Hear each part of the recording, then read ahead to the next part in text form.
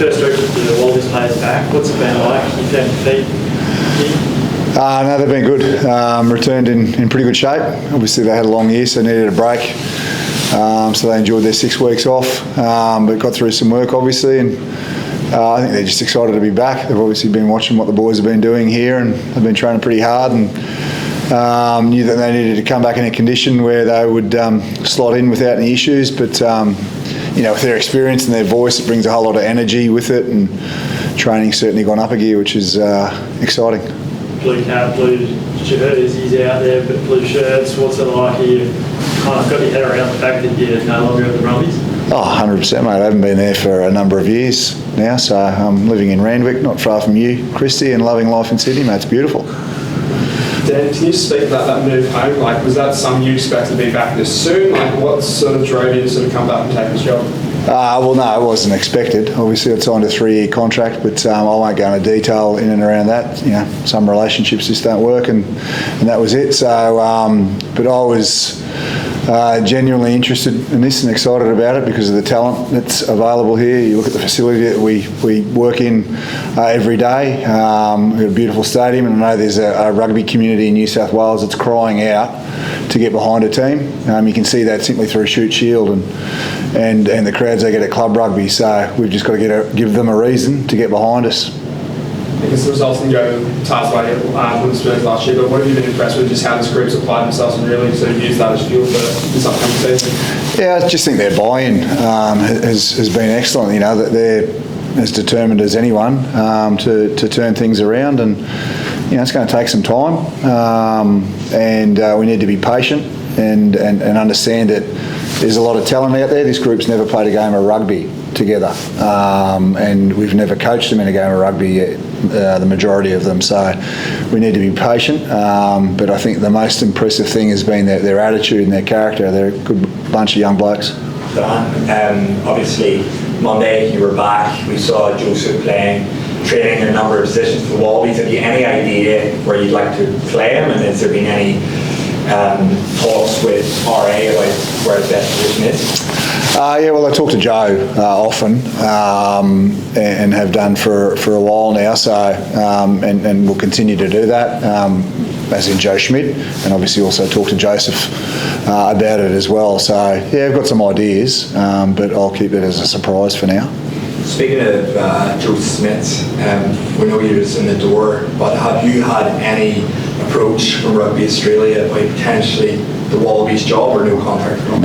No, I'm just head down, bum up, just getting stuck into this. And as I said, I'm genuinely keen and excited. I think if we can get things right here, that's going to help Rugby Australia, and I've come back to help. I think I can do that, and we'll get to it. So if Joe decides that it's over by the Lions, which could happen, you would want to stay at Waratahs, or you would be? Yeah, I'm contracted here for the next 3 years, so that's all I'm worrying about. So we'll give Joe the space that he needs to make his decision, and crack on.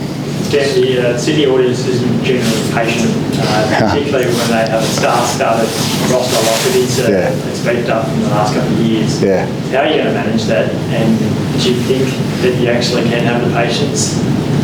As in, can I have the patience? Can the Sydney audience have the patience that you? We just need to be realistic. I mean, it's all ahead of us. We're certainly not preparing here to make excuses over the first few weeks of the competition, but we're not going to be perfect. No team's going to be perfect in round one.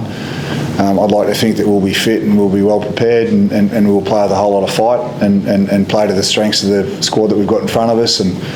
And there's always going to be people who get it, and there's going to be people that don't. You know what I mean? And expect you to win by 40 on February 14 against the Highlanders. And I'm sure Jamie Joseph and the crew over there will have something to say about that. So we just, as I said, we just got to be patient and understand that we'll get some things right, and we'll make some mistakes along the way. But ideally, Christy, we're winning some games along the way as well, mate. So that's the plan. Dan, you had a great record with the Brumbies against the Waratahs in your time. What can you take from that and bring into the Waratahs here so that you can do a job at this club? Oh, it was just, how that group played and the group that we had down there. It was, they were never easy games, that's for sure. There might have been one or two that the scoreline blew out a little bit, but they were always tough. Always had a whole lot of respect for New South Wales and the Waratahs, and they're the last Australian team to win the competition. So no one's won it since 2014 in terms of the Super Rugby as a whole. There's a few things that we'll take out of it, and there's a few things, obviously, with my knowledge down there, that we'll take into that game when I play them. We play against the Brumbies throughout the course of the season. But there's not too much from 2022 that will still exist at that club, and certainly that'll exist at this club. What do you want to get out of Paniella? We obviously saw some good performances from him, particularly in the back end of the spring tour. What do you want to get out of him, and also how has he pulled up in terms of his fitness coming back? He's pretty good, and I just want to get the best out of him. That's all, and I just want him to have the best year he's had. And through my experiences with Nello, when he's really happy, he's in a really good space mentally, physically. We get him where he needs to be. Then he's a point of difference player, isn't he? He's a tight head prop. So that's the job ahead of us and Nella over the next few weeks, and ideally he hits round one in a really good headspace and in really good shape. But I know he's excited to be back. He's a big, happy, lovable character, and he's certainly been that over the last couple of days. So when you're seeing that side of him, good things are ahead. Christy referenced it. It's a star-studded squad. What is your objective for this team? Is a championship out of the question? No, my objective is that we turn up tomorrow to be better than we were today, and the following day we do exactly the same. Now, I know that's not going to excite you blokes, but that's all I want. I just want us to turn up and get better every day, and if we do that as staff, as players, then we'll put ourselves in a position to get some positive outcomes. Czech inherited a side in 2013 and it made some strides, but it took 12 months to get them going. Has there been any communication at all about coaching the Tars, what it's like when it's discussed? I've spoken to a number of people around it that have had experiences here, it'd be crazy not to call on the thoughts of those people. So, it's. There's not a whole lot to come out of those conversations. Obviously different. Sydney's a very big city to what I was used to down in Canberra. The distance that people live apart and that sort of thing. But we'll work hard to make sure that we're really connected as a group, both on the field and off the field. And as a coach, like it's your third head coaching role, where do you think you are now compared to 7-8 years ago when you were at the Brumbies and a year at Leicester? Yeah, I think it's like any job, isn't it? You know what I mean? You're probably a better journalist than what you were 7 years ago, Christy, So I'd like to think that I'm a better coach, and all experiences are good ones, aren't they? They're learning experiences, and I know that when I coached in Super Rugby last time that I'm certainly a better coach now. Experience brings you knowledge and I suppose a little bit of confidence, I'll be really demanding of myself. Without a doubt, I've got to make sure that I'm doing my job to the best of my ability, and because I can't demand the same of others if I don't. So, as I said, I just think it comes down to the experience and what you learn from one day to the next, and learn off the people around you as well. Dan, a bit broader on the competition now, obviously you changed back to 11 teams. You've now coached overseas, maybe better trying to feel for the global player market. Does 4 teams feel about right for Australia? I think so. I just think you have to look at the depth in the squads across the board. The force. Talking about their depth's as good as it has been. The Reds are the same. The Brums are just keep chipping along. So it's I think it's a good thing. I think there's got to be competition for spots, and I think I know when I was a player there was 3 teams. To get a contract was bloody tough, and it should be. It should be tough. They shouldn't be just gifted out, and I think all 4 teams in Australia will benefit off the back of that. Dan, you've obviously coached Leicester, Welford Road, massive rugby community. Mike has come from Ireland, Leinster, Ulster. What is it that you think coming back to Australia that we actually do really well here in terms of rugby culture, or what is it you're taking from your experiences abroad to really try to build up? The tribalism over in the Premiership is huge, isn't it? And I think if you've got that within any competition, then there's genuine interest, and the crowds and the people are behind it there. I think they promote their games, they promote their players, and they promote the competition well. And that's something that we've got to do well here. Obviously, what do we do well as Australians? We love sport, and then Australians will get behind a winner. I think we saw how the narrative changed so quickly with the Wallabies after they beat England.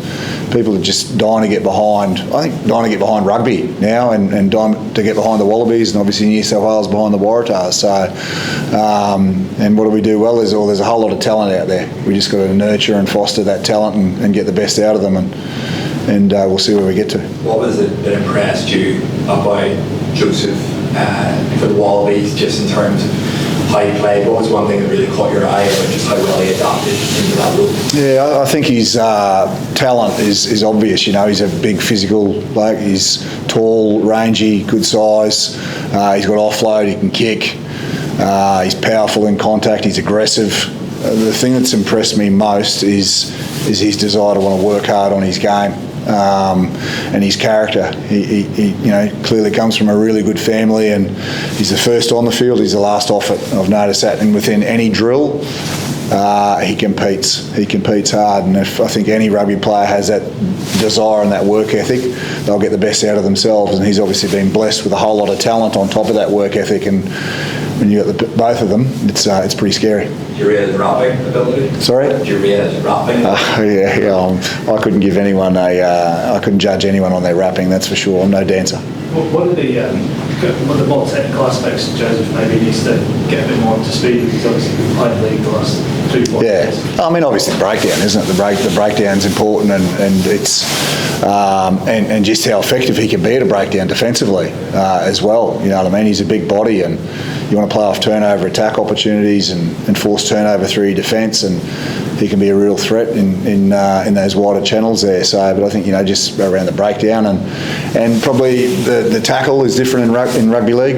It's more of a catch and a hold here, where in rugby there's more of a low tackle focus, and obviously with cards and that these days. So yeah, just needs to chip away at that. But he's well aware of that. Through no fault of his own, he's kind of been billed as a bit of a saviour. Yeah. Not his fault. How do you see it coming from that? And I guess the pressure that's going to come on with everyone will have seen his performances in the spring tour. Well, he got man of the match and played well against England, because the other 22 players probably had their best test match they've played in 2 years. Everyone was good that day at Twickenham. So,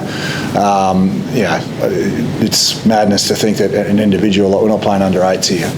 No one individual is going to do it all on his own. He needs others. He needs his forward pack to provide good set piece and a platform for him. And if he does that, then he can play on front foot ball off whoever's inside him. So he's going to rely on others, and it's not just going to be get the ball to Joseph and let's go back to the halfway line, because that's not going to work.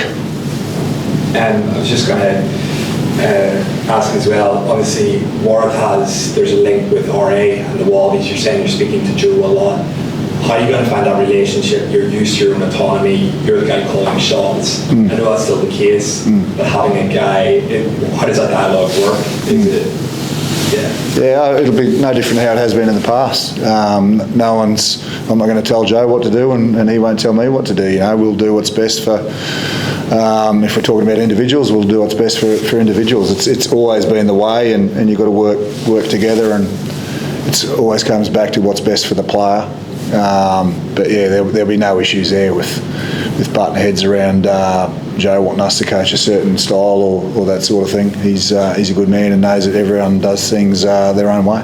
If there was 2 or 3 things that you've noticed that had to be addressed when you walked through the Waratahs, what were they, and do you think you're on the way to solving them? I'm big on standards and discipline and being really clear on what you stand for as a group off the field as well as on the field, and being really good professionals. And what does a good professional look like? And that's your sleep, that's your diet, it's the choices you make away from here. Like, we train a lot, but we're only in here, very few hours of a week. So it's what you're doing away from here. So they're the things that I went after hard. I did the same in any team that I'll coach. You've got to have high standards. You can't just flick a switch on Saturday and all of a sudden become this really disciplined side. So that's probably where I saw some low-hanging fruit.